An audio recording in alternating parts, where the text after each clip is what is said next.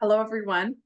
My name is Hannah Cragen, and I'm the AmeriCorps Seniors Program Specialist at USERV Utah. I'm training on mileage reimbursement today. So we reimburse your mileage for transportation costs that come with service, and we currently reimburse at the rate of 44 cents a mile as of August 2023, but it is possible that it has changed since this video. And in order to receive mileage reimbursement, we need to see a current driver's license from you and proof of auto insurance when you enroll as a volunteer. And even if you don't want mileage reimbursement, we still need to have that current driver's license and proof of auto insurance if you are transporting clients. And we need to have the activities that you're transporting your client to. So whether it's going to the senior center or to the doctor, that needs to be on an assignment plan. We also are reimbursing mileage according to the number of clients that you have, how far away they live from you, how big the county is comparative to other counties, and if there are approved activities on your assignment plan. So mileage logs. When you are inputting your mileage in IPT, you need to put your odometer reading, not the total number of miles.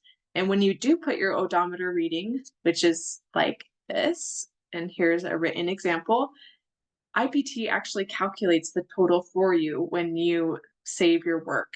And so we want to see those whole numbers. And if you have one of those really cool special cars that counts tenths, then you need to round that to the nearest whole number. And so if you're not seeing a 0.60, this is something you don't need to worry about, like 0.10s, whatever. If you're seeing something like this, don't worry about it. But if you do see something, if your number is above 0.50, then record the next highest number. And then if it's below 0.5, then record down to the next whole number. And so, for example, 140,360.60 is 140,361 on IPT. So when you are recording your start and stop locations in IPT, you need to include your address and the client's address the first time that you write that stop. And then from then on, with all of the lines below it, you can put my home or client one home. If you visit more than one client, then put like client two home and address the first time you visit that client on your mileage log. Next, you are to specify location names if you're going to other places with your client, of course, if it's approved, so we can make a map if finance asks us to. So for example, don't just put hardware store, put Ace Hardware or Cache County Senior Center. And it would help us if you did put the address, but sometimes just this very specific title is the most helpful. And if you go to in-service training somewhere, please put the location and not just training, because sometimes it's at the library, sometimes it's at the resource center. So please be specific.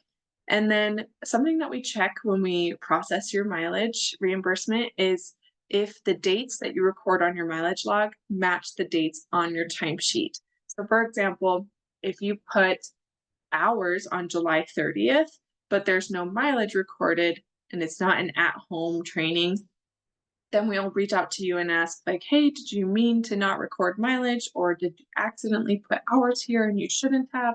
Tell us what's going on. And vice versa. Sometimes we see there are no hours recorded, but that there are mileage reported on that date. And so we would ask like, hey, do you need to record hours, or is this the wrong mileage date? Blah, blah, blah. So that's why we need to have you check that. Sometimes we accidentally put the wrong date. So what are the approved activities for mileage reimbursement? Well, travel from your home to a client's home is approved, and traveling with the client to approved places such as the grocery store, doctor's appointments, social events. And if you are doing light shopping errands, as long as it's on the assignment plan, shopping needs to be limited to 1 day per week at the grocery store closest to the client's home if possible.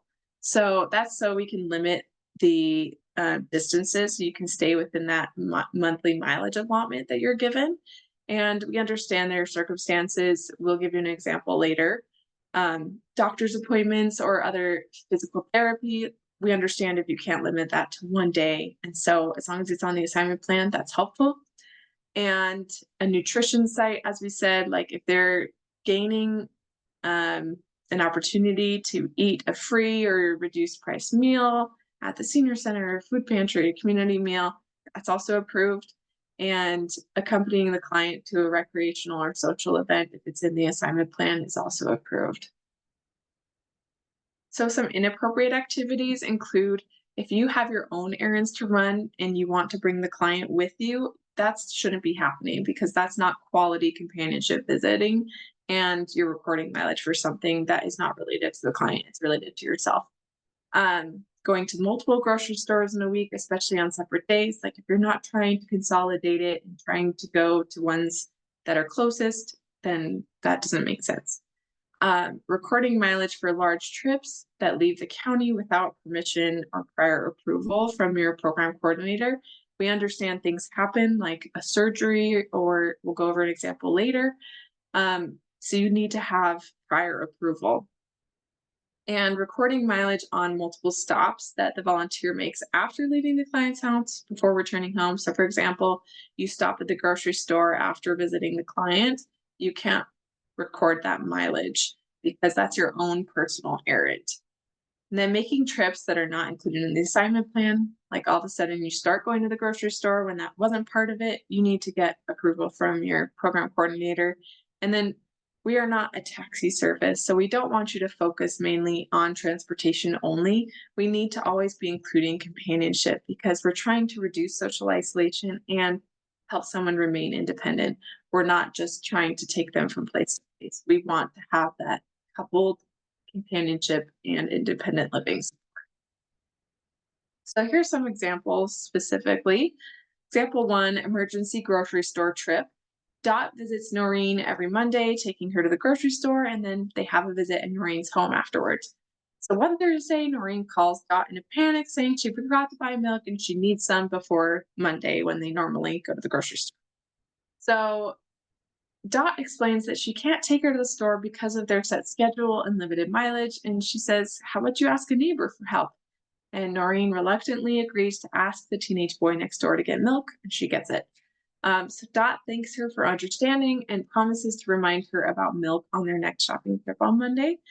And we understand sometimes there's something like life, not threatening, but something super important, like a prescription that they have to have. Now that is a qualified emergency, but things that are just nice to have, you don't need to make that extra grocery store, and you can problem solve together on how to solve, how to get what they need if they need it.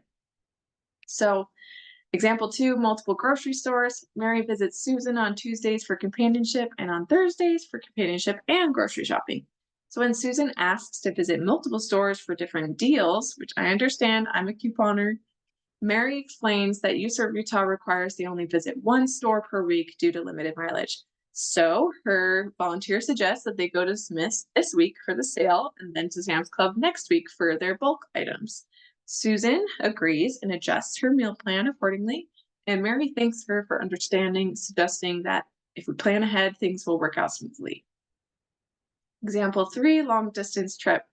Mark regularly visits his client Ken, driving him to his dialysis appointments in a nearby city, and they're approved for 150 miles per month from UServe Utah.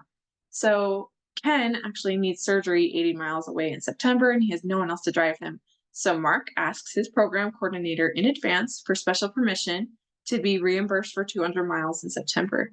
And Erin understands, she gets approval from the UServe Utah staff, and Mark notes the details on his mileage log, reminding Erin when he submits his timesheet and mileage log that there was that special circumstance because he has 30 volunteers and might not remember. Example 4, inappropriate mileage. Rick visits his client Lionel for companionship twice a week and accurately logs his mileage for these visits. One day, Rick is asked to pass out flyers for his part-time job and decides to have Lionel accompany him, which limits their quality time together. Rick incorrectly logs the mileage for delivering the flyers and thinks it counted for companionship because Lionel was with him. UServe Utah staff noticed that there was an increased mileage compared to normal and clarified that Rick should only count mileage for client-related activities. So Rick was not reimbursed for the extra miles for delivering his own flyers. Example 5, assignment plan coordination. Cliff was assigned to visit Jack with plans to provide companionship and take him to the senior center for lunch once a week. So his client Jack asked for trips to Ace Hardware and other stores, and Cliff started taking him on additional errands, adding 50 extra miles a month. And so he started getting concerned about staying true to his assignment plan because he's a caring volunteer. And so he decided to speak with his program coordinator, Joan. And Joan approved an extra 30 miles a month for errands and updated the assignment plan to reflect the change because they were necessary. Cliff and Jack then planned their trips carefully to stay within the mileage limit, trying to do them in the same day or in the same geographic distance. So, a similar example, but something else, planning errands ahead. Barbara visits her client Gloria, whose assignment plan includes companionship, doctor's appointments, grocery shopping, and errands. Barbara and Gloria used to drive in multiple directions to different stops without planning ahead, which added extra miles. Knowing that their mileage could significantly increase if they don't plan efficiently, now they plan ahead together by scheduling their trips in order. So first they go to the doctor, then to the nearby pharmacy, then the post office, and finally they swing by the grocery store because it's on the way home. This planning helps them save miles and stay within their mileage budget. Final example, multiple client visits. Lisa was assigned to visit 2 clients in a neighboring city because there were no active volunteers there. So while volunteers can count their mileage for client-related trips, like driving to and from the client's house to their house, they only earn their stipend, their volunteer hours, for time that they spend with the clients and traveling between clients, but not traveling to and from the volunteer's home. So, living 30 miles round trip from her assigned clients in the neighboring city, Lisa decides that she needs to visit both her clients on the same day, which reduces her visits to 2 days a week instead of 4. And this way, she maximizes her stipend, she cuts her her miles in half, and she maintains the same total service hours because she can't count the hours traveling from her house to the client's house. And so she's able to count the time traveling between clients' houses. So one client to one client. I think that's a great idea. So some final important things to remember when you're inputting an IPT, your mileage, you need to put your odometer readings, not your mileage amount. You need to list the specific places you go and clients you visit to help us create a map and add addresses the first time you mention them. Only do activities on the assignment plan and talk to your coordinator if that needs to be changed. We need to get permission in advance for higher mileage trips, and we need to coordinate trips so we can minimize unnecessary mileage. Finally, it's okay to set boundaries with your client because you're providing a service to them. Thank you so much for your service. We understand how important what you're doing is for us and for the clients you serve, as well as yourself. And we appreciate you being mindful about your mileage. Thank you so much and have a great day.